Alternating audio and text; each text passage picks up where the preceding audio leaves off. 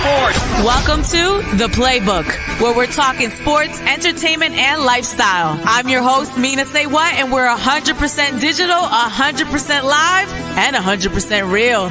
Let's count them down.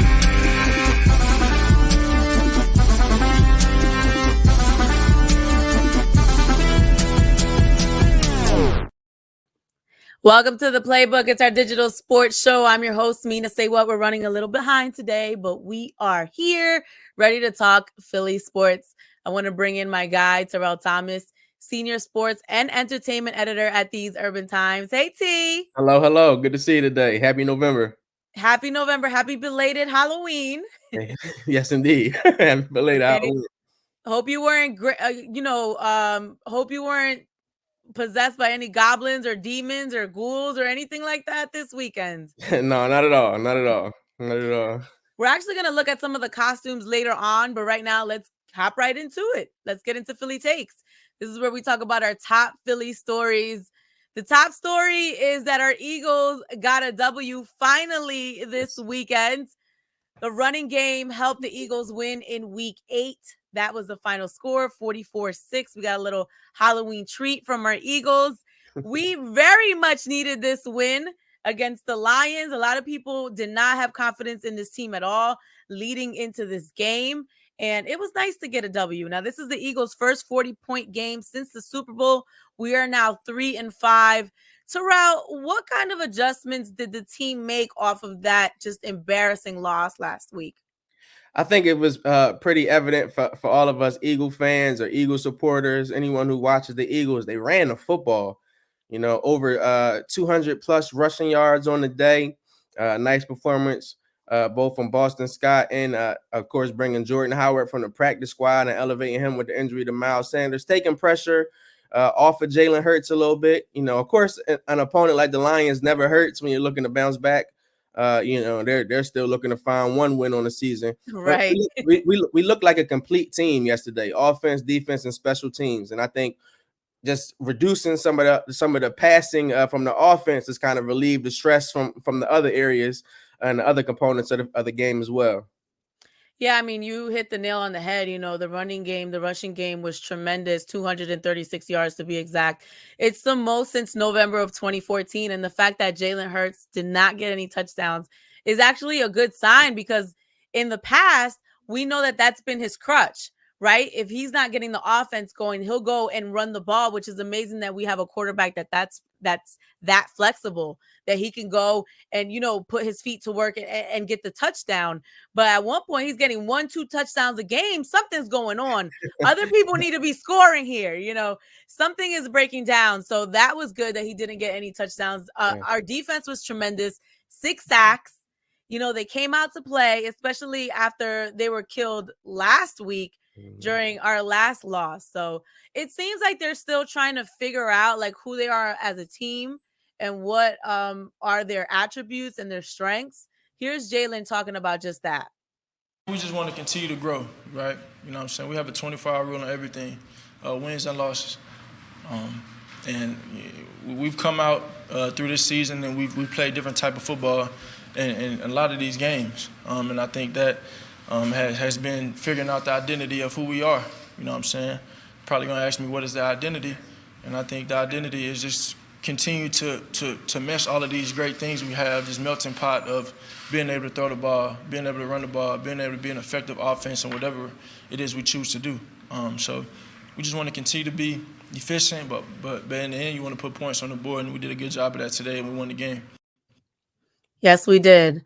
So an interesting fact, T, is that, prior to this game, there was conversation about maybe replacing Jalen Hurts. Maybe he's not our guy.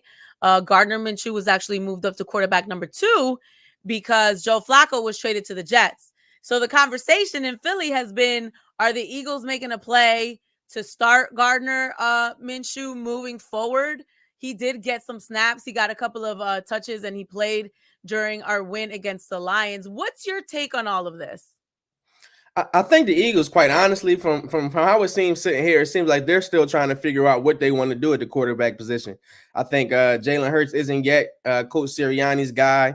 I think they do still have a back whisper for Gardner Minshew, as you say. And with these draft picks that will be accumulating next year, it's a lot of talk about Deshaun Watson and Russell Wilson possibly even coming in as far as the draft next year. So the Eagles don't know what they want to do at the quarterback position, but we do know that that'll be a focal point for these next few weeks. What's going on at QB for sure. Absolutely. Can we take a look at Gardner? Because I don't know why. I don't know if this was like a good luck ritual, but the man decided to cut his sleeves on his jersey. I don't know what this is about. Maybe he was hot under there. He needed a little air to come through the pit. Maybe he needed like more flexibility to like throw the ball. I don't know what that was about, but that's all anybody could focus on. So yeah, that guy seems definitely like a character. Okay, we'll see if he gets some more looks at the quarterback position. Now, more jokes people had after our win was because of Nick Sirianni. So during a press conference this week, Nick compared the Eagles to flowers that needed fertilizing, and this is what he said. Right, that the results aren't there right now, but what's going on here is that there's growth under the soil. I put a picture of a flower up, right, and that it's coming through the ground, and the roots are growing out, and the roots are continuing to grow out, and everybody wants to see results. Shoot, nobody wants to see results more than us, right? We want to see results too, but it's really important that the foundation is being built and that the roots are growing out. And the only way the roots grow out every single day and they grow stronger and they grow better is if that we all water, we all fertilize, we all do our part. Each individual coach, each individual player, everybody in the building, that we do our part to water to make sure that when it does pop out, it really pops out and it grows. And so that was my message today. Sometimes when I'm watching him, he just seems so nervous and like he's trying to find the words to say the right thing. And they were killing him after this press conference. I mean, you're in Atlanta, T. What was the vibe there after this was said? Yeah, it's funny. I understood what Coach was trying to say, but it did seem it was like he's left no room here. He's going to be ridiculed. But I get what he's saying, and I use the same kind of phrase in my life and how success is an everyday thing. So you have to, it's steps. So you have to water your plant every single day. You got to feed your plant every single day. So when that bud starts to grow, you know what's going to be on the other side of that finished product. So I understood what he was saying. And I mean, apparently the team understood as well because they came out there and handled business. So I thought he got a kind of a raw deal on that because I definitely understood what he was saying about building success every day. I understood him loud and clear. Listen, them flowers worked, man. This started trending. We fertilizing. Okay, let's go with it. The Sixers got trust the process. We're going to have we fertilizing. Let's do it. I ain't mad at it. The Eagles are now second in the NFC East behind the Cowboys. I don't know how, but somehow we are. Hopefully we can keep this energy. And as we go up against a really good Chargers team this Sunday, who are coming off a loss against the Patriots and are 4-3. Okay. Switching gears, Lane Johnson was out for a couple of weeks. He missed 3 games. We did not know at the time what was going on, but we now know that he's been battling with anxiety disorder. This is not new. This is something that he's been dealing with.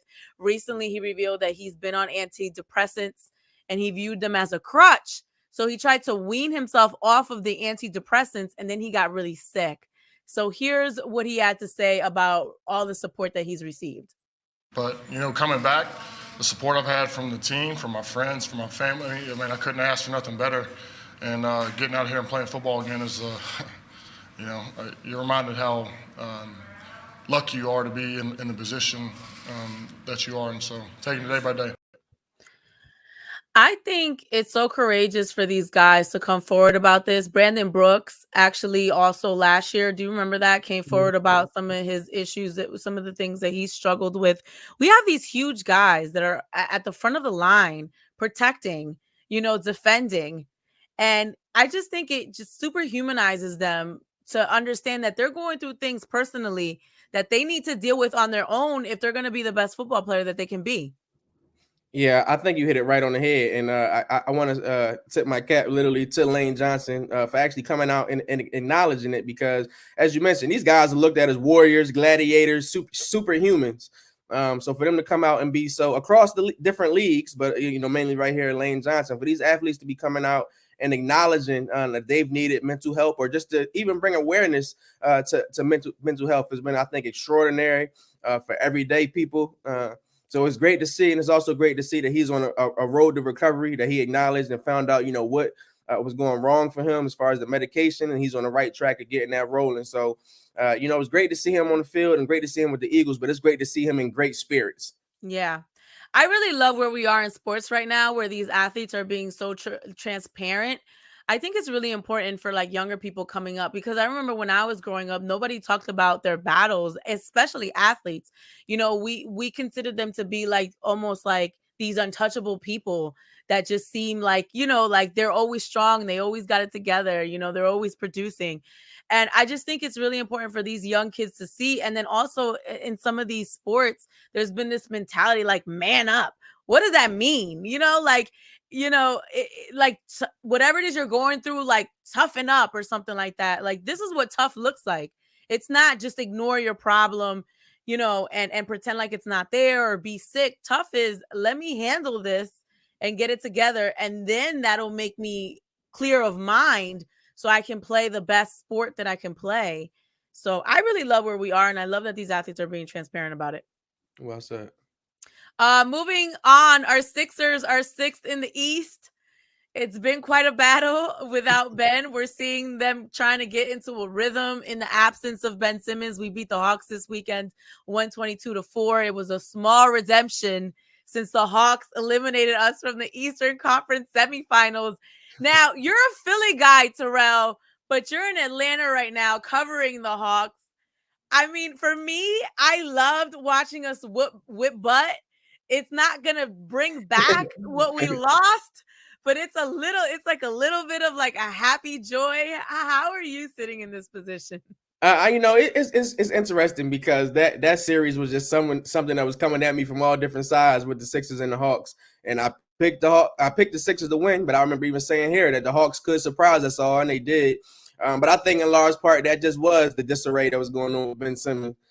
Seeing him not on the court, however, and the Sixers pick up a win, it was kind of eyebrow raising, I guess you could say. We'll see how Maxey continues to flourish. I think it's just all about them finding a rhythm right now with them new guys on the court and things of that nature. But that was a very, very good win for the Sixers against the Hawks. Coming off of what was kind of a tough loss against the Nets, I think that was a great look for the Sixers. So we'll see where it goes. But I think they have a pretty good chance so far without Ben. Yeah, I mean, the guys are starting to pitch in. We saw Tobias come up big with 22 points. Joel's been suffering with that knee. He still contributed 19 points. Tyrese has been tremendous for us. My favorite player right now, 16 points. Seth Curry has definitely been stepping up. He got a couple of 20-point gamers. Ooh, yes, he has. He had 19 this weekend. Shake Milton is back on the court with 11. We're starting to see this chemistry build between Tyrese Maxey and Thibault. We're actually using both of them to supplement what's going on, what Ben has been doing on the court. Maxey more so on the offensive side, and then Thibault more so on the defensive side. We're literally watching them develop. And I came across this post-game interview that I thought was like the most amazing thing. Watch this. I don't have the longest wingspan as Matisse, so I'm just trying to challenge it. I'm not trying to block it. I'm just trying to get in the way. You do good. Oh, thanks, man. Yeah. Your turn. Oh. Oh my gosh. What if I talk to you?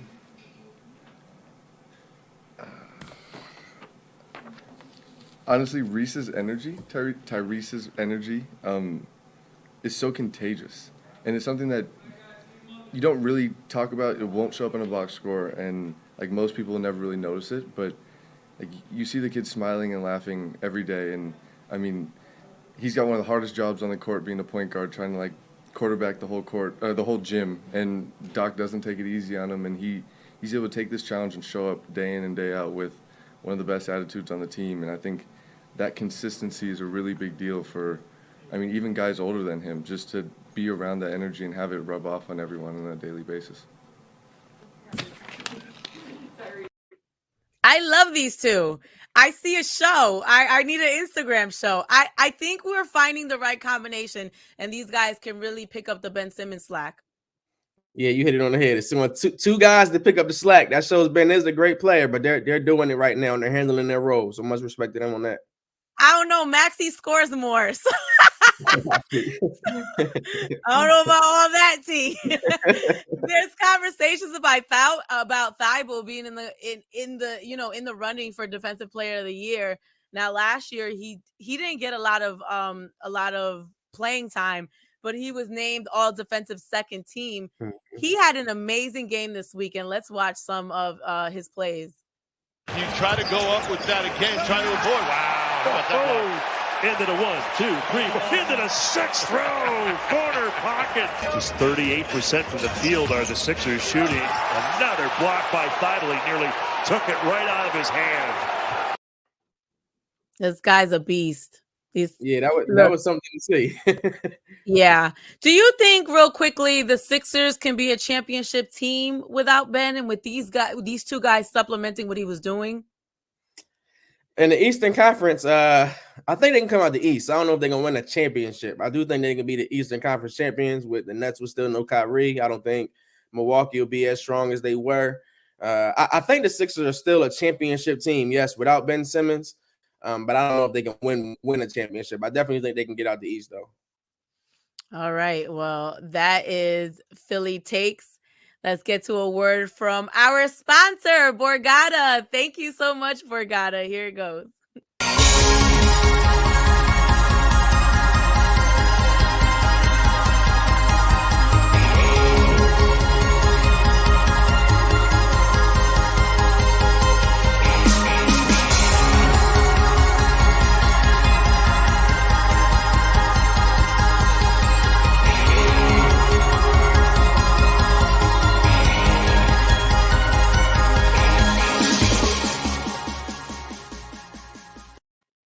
I just got hungry. Welcome back to the Playbook. What was that? I'm ready to party. Right. Welcome back to the Playbook. It's our digital sports show. I'm your host, Mina SayWhat. Terrell Thomas joining me, senior sports and entertainment editor for theseurbantimes.com. Let's hop into high fashion real quickly because we're coming off a Halloween weekend. There was a lot going on. First of all, let's look at these Thriller kicks that I loved. I mean, Tyrese Halliburton from the Kings killed it. Just killed it. Mm-hmm. I mean, I saw a lot of different Halloween theme sneakers, but I just love this. You know, no one does Halloween the way that Michael Jackson did. And I don't think there's ever been a song as iconic as Thriller that still rings off to this day for Halloween. Those are beautiful. Those are Kobe shoe, Michael Jackson, Thriller. I like that. I like that. Right. Gardner Minshew, our very own. We said he was a character. He was Uncle Rico from Napoleon Dynamite. So this was hilarious. Russell Westbrook showed up to the Halloween party as Chucky. His wife was the bride of Chucky. So that was cute. Yes, there we go. Killed it. Even though I don't like him, but I like this costume. She even got the Chucky tattoo. Right. Exactly. LeBron James as Freddy Krueger. Okay, I like it. These guys are spending some serious money on makeup. Oh, yeah. They're not playing. They in Hollywood. Right. Tristan Thompson as Pop Smoke. This is good. Yeah, that's a good one. He looks just like him. And then Vanessa Bryant as Cruella. There she goes. Mm-hmm. And then me as Lola Bunny from Space Jam. The non-objectified version. Terrell, I was in the studio acting up, dribbling. Look, watch this. It's Lola Bunny, a.k.a. Mina SayWhat. What's up, Doris? You're not the only one that can dribble.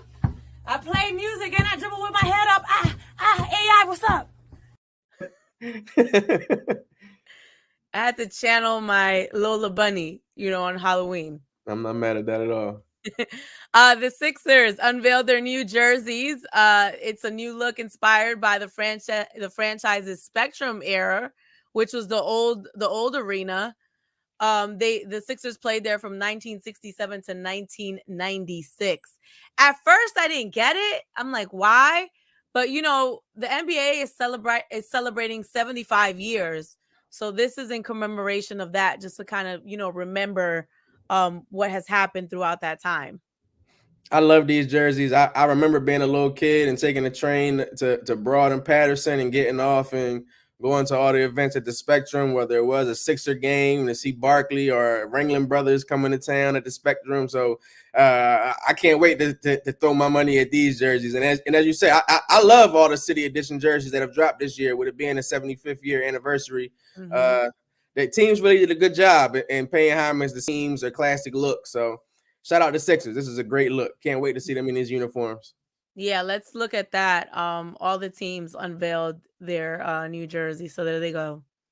Very nice. Let's get into plays this week. As I mentioned, the Eagles take on the Chargers this Sunday, 4:05.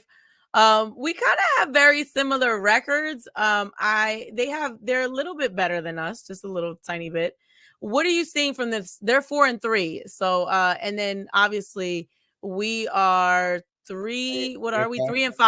Mm-hmm. So what are you seeing from this game? I think the Eagles are going to pull off an upset, and I think the blueprint to what we just did in Week 8 against the Lions will be key. And they may have even been looking to this game. The Chargers have been great offensively, but they suck as far as their rushing defense is concerned. Teams have just been able to run up and down the field on them. I think if the Eagles follow that blueprint, they will be successful. They're going to have to keep the Chargers off the field, but I'm going to go with Philly in this one, 24-13. I look for them to run the ball, same blueprint as last week. Okay, we got a score. We fertilizing out here. I see you. The Sixers are 4-2. Here's this week's schedule. Trailblazers tonight, home game. Bulls on Wednesday. Pistons on Thursday. I can't see that last one. If you can get rid of the banner here, Amir. Shouts to Amir, our producer. But yeah, the Bulls on Saturday. There we go. Away at 8. This is a hefty schedule. What are we seeing here? I really like where the guys are right now and the flow that they got. What do you see us doing here? I'm going to say 2-2. Embiid may not play tonight against the Trailblazers, so that could be something different, and we'll see how that carries on for the rest of the week. But I think that them facing the Pistons on Thursday should be an easy one. And then facing the Bulls twice this week, they should get one of those games. So I'm going to go 2-2. All right. Well, that is the playbook. Thank you, Terrell. No, thank you. Joining us. We were a little late today, but we made it work. Where can they find you? Yes, we did. You can check me out at Eldorado2452 on social media. Also, please check out theseurbantimes.com for all the latest in sports, music, and entertainment. And I'll talk to you tomorrow. Not tomorrow. Tomorrow on the radio. But here digitally, next Monday at 1:45, we will be on time. The playbook. Thank you for watching. I'm Mina SayWhat. Peace and blessings. Thanks for watching The Playbook. I'm your host, Mina SayWhat, and you got something you want to talk about next week? You can always hit me up on social media at Mina SayWhat, and make sure you join us 1:45 next Monday on R&B Philly's Facebook, Twitter, YouTube, and Twitch. We'll see you then.